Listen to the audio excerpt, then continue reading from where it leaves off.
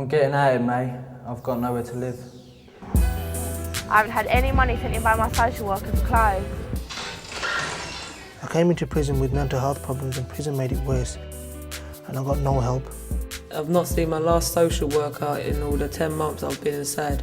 Once you're in prison, no one cares. You're dumped. The public don't have a proper understanding of how young people get into trouble. They just look at us as bad guys and they don't look at us as human beings. They just look at the offence. I'd like to tell the Prime Minister that we are real people. There are too many children and young people who are helpless, lost in the legal system, can't find a way out. It is no surprise that we get angry when no one seems to help us. I used to be one of them so-called problem makers, and I'm trying to help the Health League find a solution. It's important through the You Are Boss project that children and young people see that the law is not just something that's used against them, for example in criminal proceedings, but also something they can use in a positive way so that they can actually build on some of their experiences, try to change their behaviour and make a positive contribution to the communities that they come from and often return to. Young people do have rights, they are entitled to their rights. Young people need to be listened to, they need to be understood, they need to be valued. My role is to go into a prison environment and really listen to what they're saying and to enable them to have a shout about what's going wrong with the system and how they feel they're being let down. We are going to take things away and we're going to think about how we can improve things.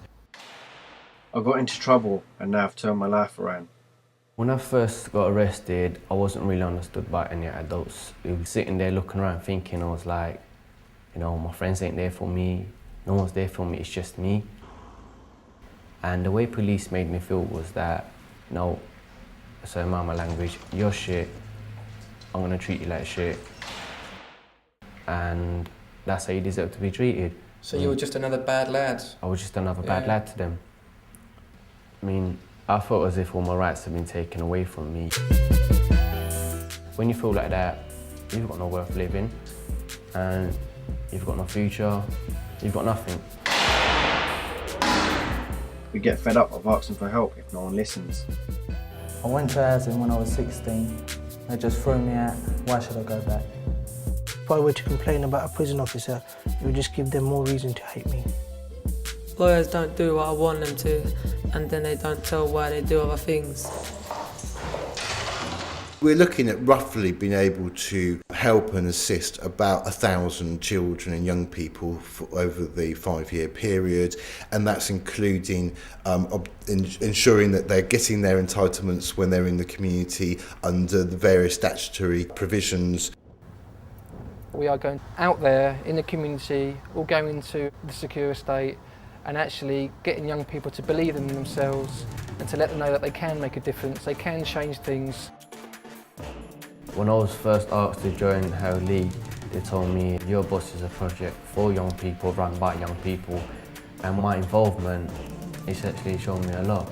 You know, it taught me how young people can get involved in the adult environment and actually make a difference.